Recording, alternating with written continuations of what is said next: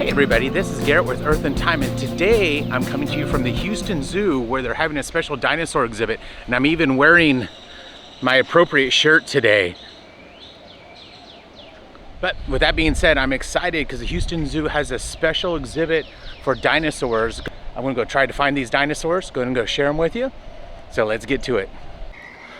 Okay, on my way to find the dinosaurs, I found the modern relatives to the dinosaurs, birds.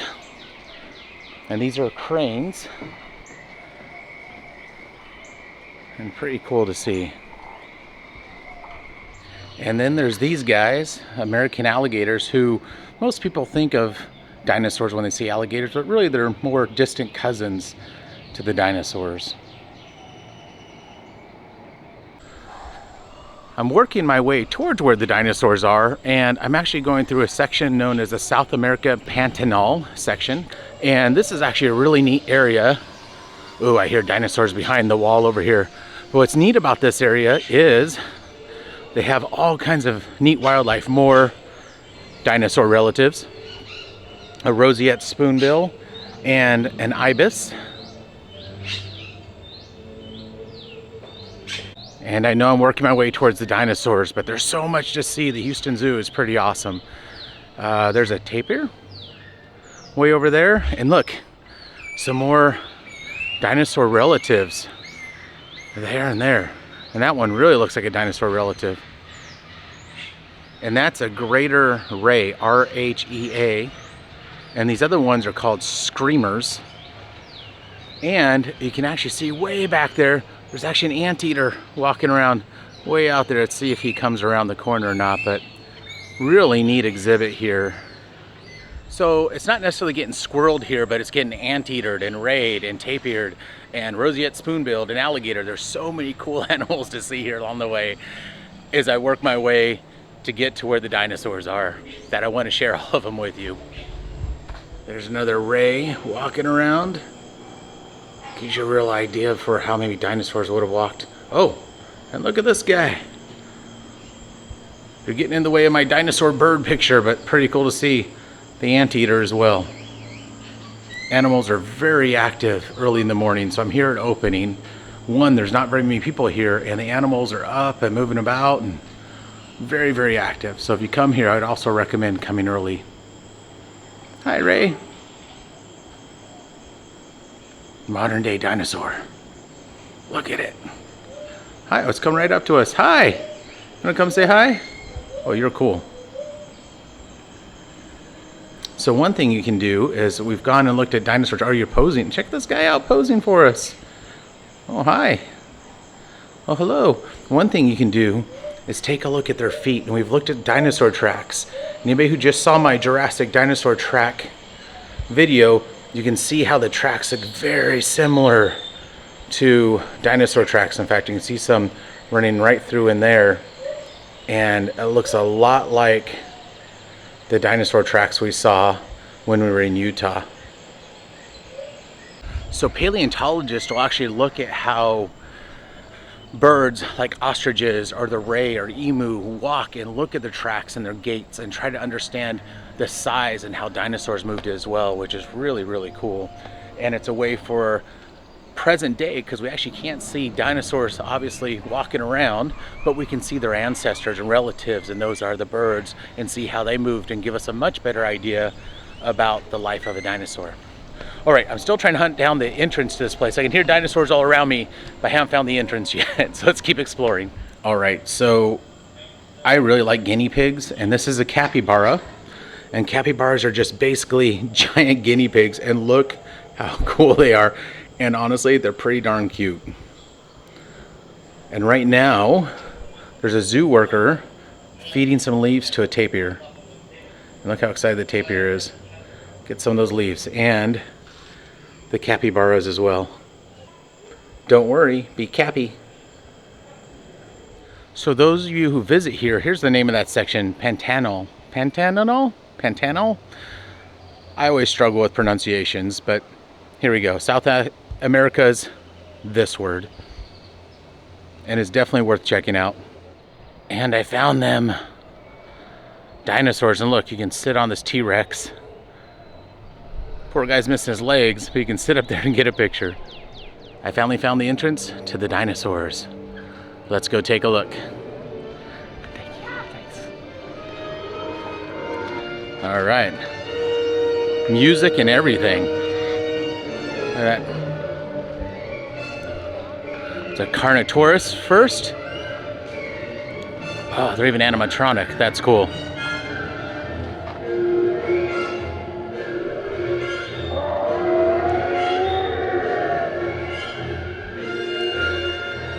The name Carnotaurus means meat-eating bull. And I'm imagining that's because it has the two horns on its head. And it's looking at me like it's very, very hungry. Now, these lived in the Cretaceous. So the Cretaceous was a long period of time, but this would have been the same time as like things like Triceratops and T-Rex. Now, I'm not sure if they lived at the same time with them or contemporaneously with them, but they would have lived during that period of time, the Cretaceous. All right, from the Carnotaurus, let's turn around and let's see what else we can find. We'll walk this trail and see what's next. With dramatic music behind us. And I'm gonna come around the corner and check out this guy. It's a Brachiosaurus. So the Brachiosaurus lived during the Jurassic and was a long neck, but had a short tail. So there's kind of two groups of sauropods, or these kind of long-necked dinosaurs. One are the ones without the long tails, like this one, the Brachiosaurus, and there's ones that had really long tails, like the Diplodocus, and then a lot of times called those whip tails, is a quick description to differentiate the two groups of sauropods. I like to have fun facts to each of these. So here's the Brachiosaurus. Fun fact, nostrils were on top of its head, and it had a very large, powerful heart in order to pump blood all the way up its long neck. And you can see here they have a timeline. And Ordovician would have been back in the Paleozoic. They have Jurassic and Cretaceous on here. So I imagine most of the animals we'll see during what was called the Mesozoic are going to be in the Jurassic and Cretaceous. Now there's another time before the Jurassic known as the Triassic. And based on this time scale, I don't know if we're going to have much representation of that here. They also have where you can see these sauropods lived, and there's a squirrel. Hi, squirrel. And I've been squirreled. You can see where they live. Now, the reason why they have such a large area, and we know there's an ocean separating places like Europe and Africa today and North America, but this would have been during the time of Pangea when there was a single large continent on Earth. And so these sauropods were able to just walk back and forth across this entire region. And I have a squirrel dropping seeds on my head, so I thought I'd show this little guy eating up here. Hi, squirrel. I have officially been squirreled. He's very cute. Okay, from the snorting, gurgling Brachiosaurus, let's go see what we can find next. Woo! That's a heck of a thing to turn around the corner for. Look at that. This dinosaur needs no introduction. This is the famous or infamous T-Rex that lived during the Cretaceous. And look at the size of this guy.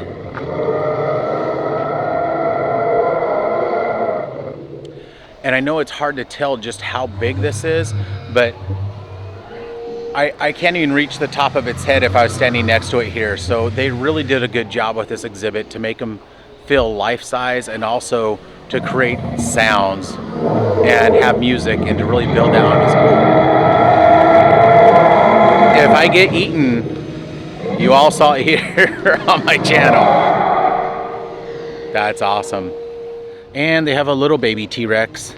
Hi, little baby T-Rex. It's coming to say hi. Wow.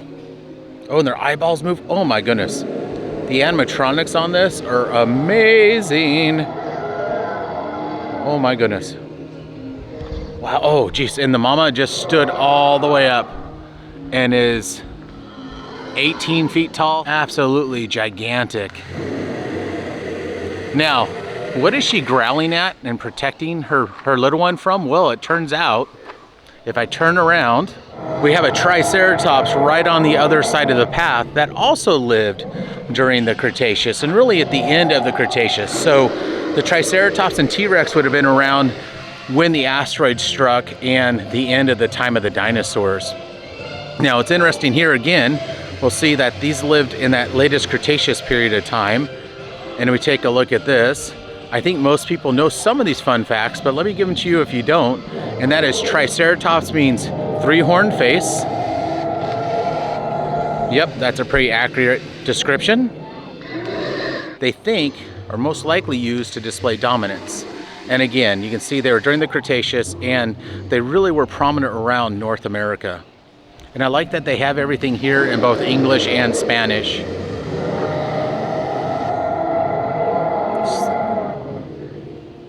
Okay, so this T-Rex is just warning that Triceratops, but let's go ahead and take a look at some of the fun facts about T-Rex.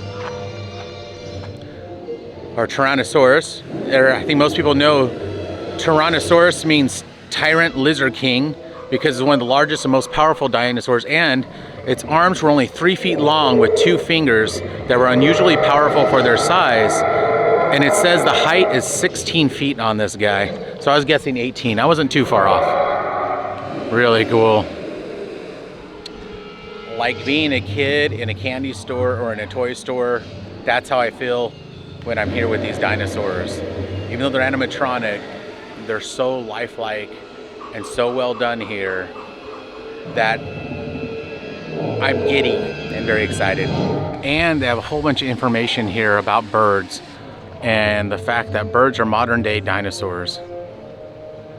And 150 million years ago, bird-like dinosaurs had begun to evolve into the species you see today. So if you see a bird, think about it as a living dinosaur. Pretty cool. And so those chicken dinosaur nuggets that I get for my kiddo and that I like to eat as well, it turns out they're not far off. And check these little guys out. That's a whole nest of baby Tyrannosaurus rexes. Look at them all. They're cute.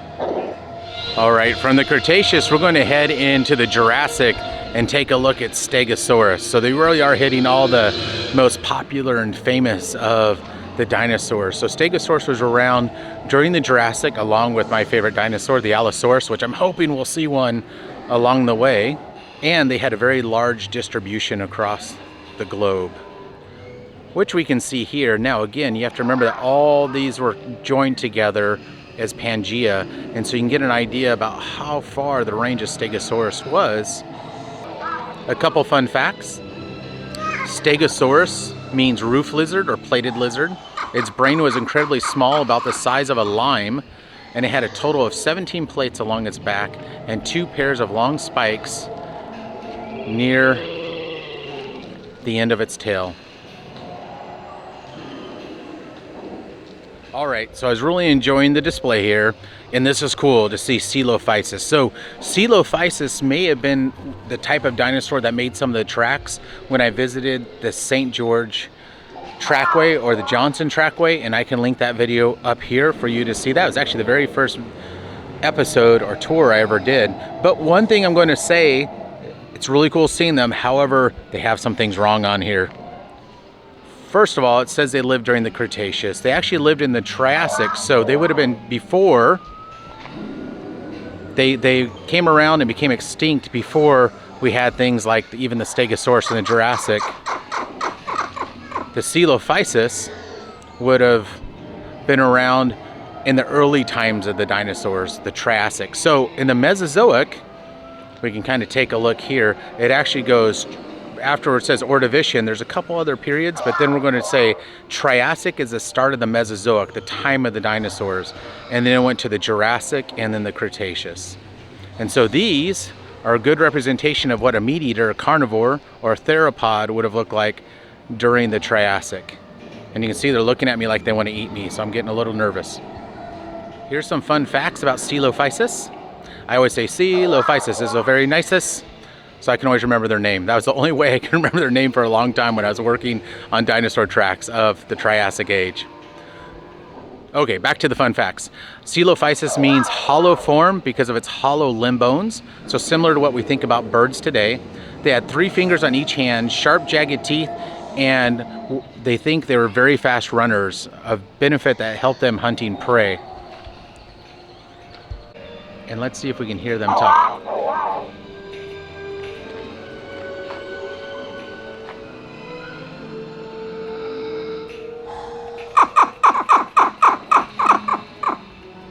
Well, I'm glad they got some Triassic dinosaurs in here. I will say, for those of you, if you are folks who worked on this, that's the one mistake I've seen so far, is really put those as Triassic. So then individuals here are actually able to see kind of how dinosaurs, or what different dinosaurs look like through different times. So it's my only critique so far. I think this is amazing, well worth doing. Let's go ahead and keep going through and see what other kind of dinosaurs we can see. I think I'm only about halfway through so far. These dinosaur cutouts are really cool for kids and adults alike. Well, I turned the corner and I thought I was seeing an ankylosaur, but this is something called an Edmontonia, if I pronounced that correctly. And it looks like an ankylosaur, and it lived during the time of the Cretaceous, which is a similar time as the ankylosaurs. But look at its armor, really cool. Let's learn some facts about this. This is a new dinosaur for me.